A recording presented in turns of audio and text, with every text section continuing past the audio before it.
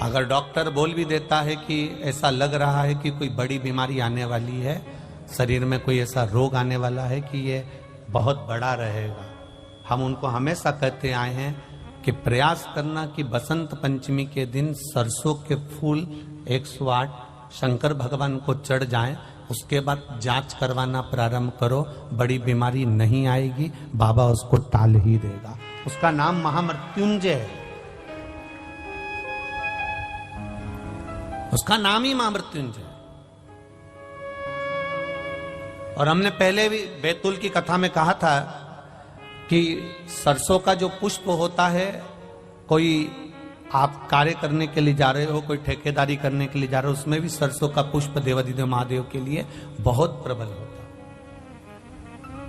बहुत प्रबल। पंचमी के दिन जो बच्चा पढ़ने में कमजोर होता है, उसके हाथ से सरसों के 31 फूल शंकर जी को चढ़ा दिए जाते हैं, तो बच्चा पढ़ने में अव्वल निकल जाता है।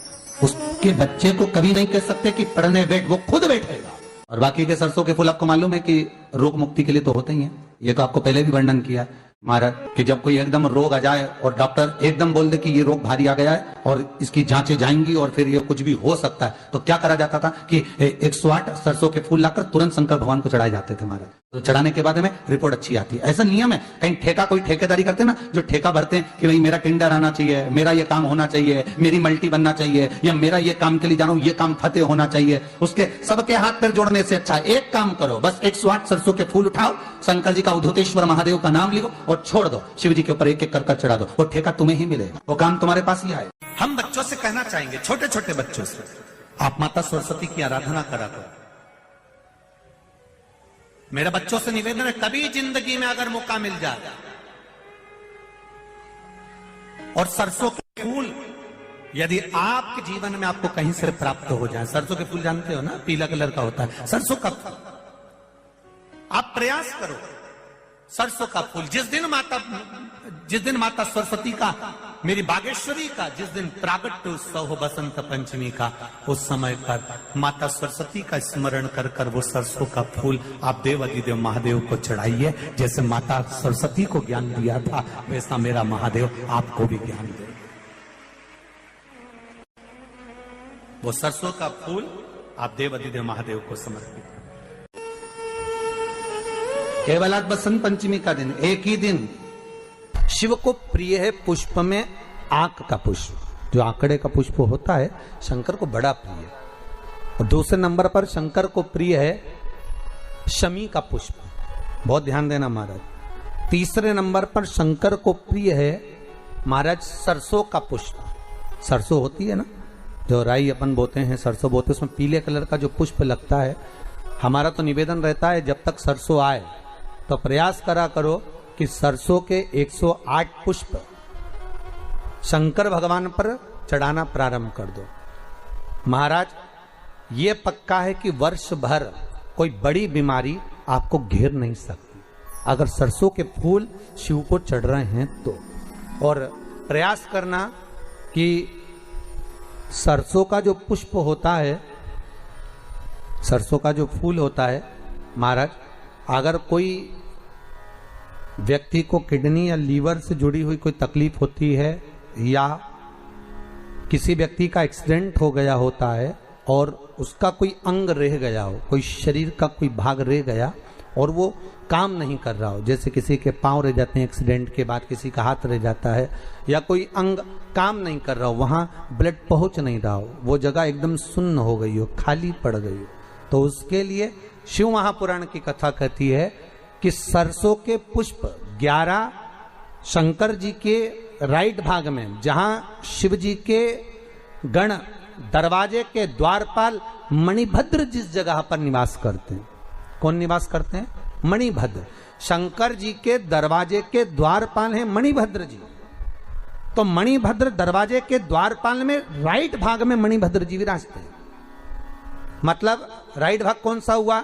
जब आप मंदिर से बाहर निकलेंगे तो राइट भाग, मंदिर में प्रवेश करेंगे जब राइट नहीं होना चाहिए, आप मंदिर से जब जाएं तो राइट भाग। मतलब आप मंदिर से राइट से जाएंगे तो शंकर जी का भी राइट हो जाएगा, क्योंकि शिव जी ऐसे बैठे हैं तो शंकर जी का भी राइट हो गया, देवता उनका भी राइट हो गया, तो राइट भाग सीधा हाथ। मणिभद्र जी का स्थान। 11 सरसों के पुष्प मणिभद्र के उस द्वार पर आप रख दीजिए और मणिभद्र के द्वार पर रखकर अंदर जाकर 108 वापिस जब आप बाहर निकल रहे हैं, ये पुष्प आप रखने के बाद एक बार बाहर जाएंगे, फिर वापिस आएंगे मणिभद्र के रखने के बाद, और अंदर जाकर 108 सरसों के पुष्प शंकर को समर्पित करेंगे महाराज। उस सरसों के पुष्प जो शिव जी को आप समर्पित कर रहे हैं उसको वापिस लेकर आएंगे।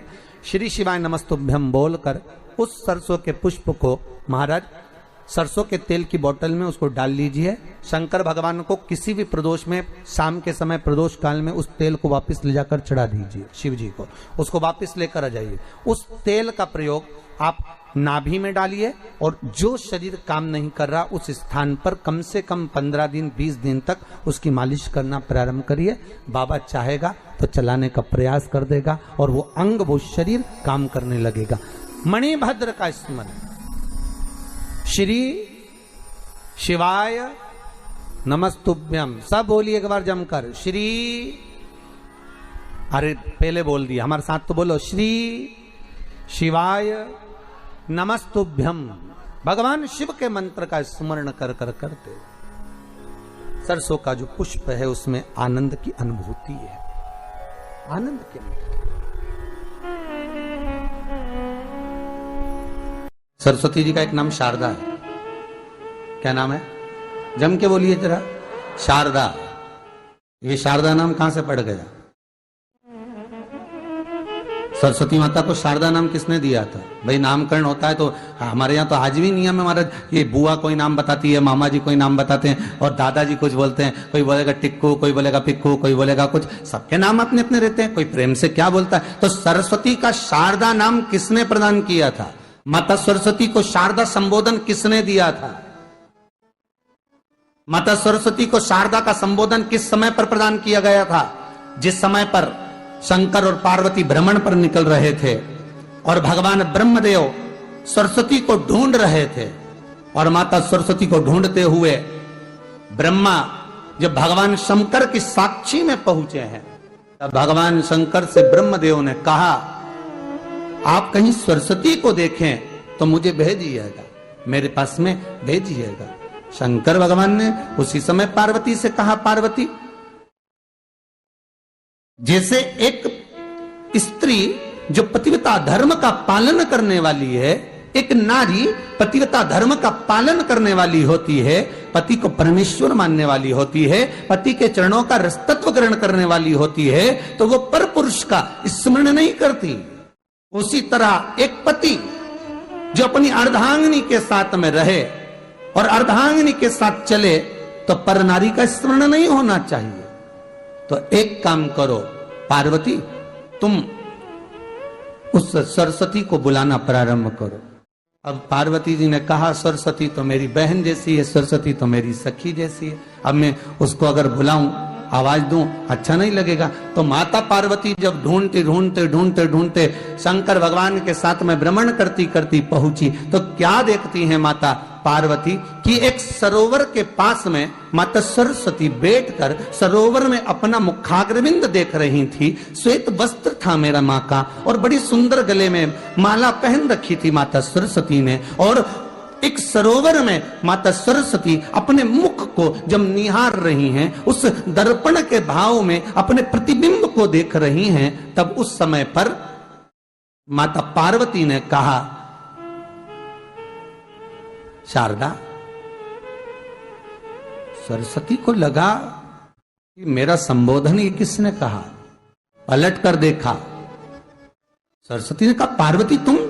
हाँ, मैंने तेरा जो दर्पण में प्रतिबिंब देखा है, तेरा स्वरूप देखा, पर तू इतनी सुंदर है, इतनी सुंदर है, पर तेरा जल में जो स्वरूप देखा ना, वो नीला दिखाई दिया, थोड़ा सा श्याम दिखाई दिया, इसलिए मैंने तुझे शारदा कह दिया। आज भी हमारे मध्य प्रदेश के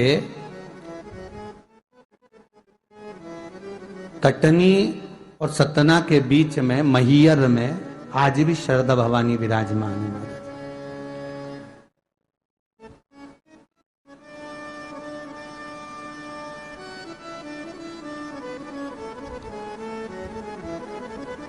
धार जिले में जाएंगे तो बाग क्षेत्र में मां बागेश्वरी, मां शारदा आज भी विराजमान। कहा सरस्वती जी पूछी, पार्वती तुमने मेरे को शारदा क्यों कहा? क्योंकि तेरा जो प्रतिबिंब था वो श्याम नजर आ रहा था मुझे।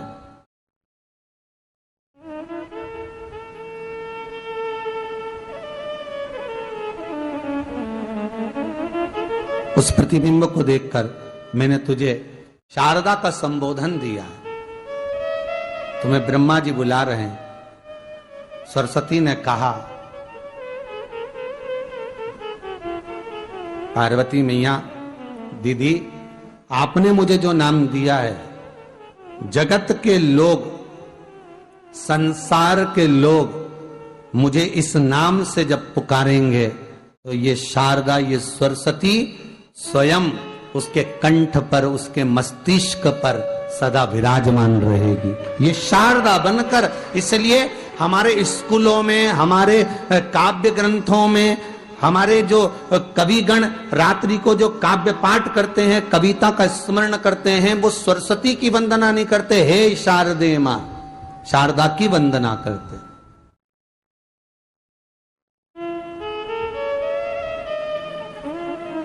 कभी आपसे कोई पूछ ले कि शारदा नाम पार्वती सरस्वती का कब पड़ा, तो आप बता सकते हैं कि ये माता शारदा नाम कोई सहज नहीं है। मां ढूंढने के लिए जब निकली, ब्रह्मदेव के कहने पर भगवान शिव के साथ भ्रमण करती। नाम का उच्चारण कोई सहज नहीं होता। कोई देखता होगा, दादाजी ने अगर किसी का नाम कुछ रखा है तो कुछ सोच के रखा होगा, पिताजी ने अगर कुछ रखा है तो उसके मन में कुछ आया होगा तो रखा होगा, मम्मी ने अगर कोई नाम रखा है तो उसने कोई विचार कर रखा होगा।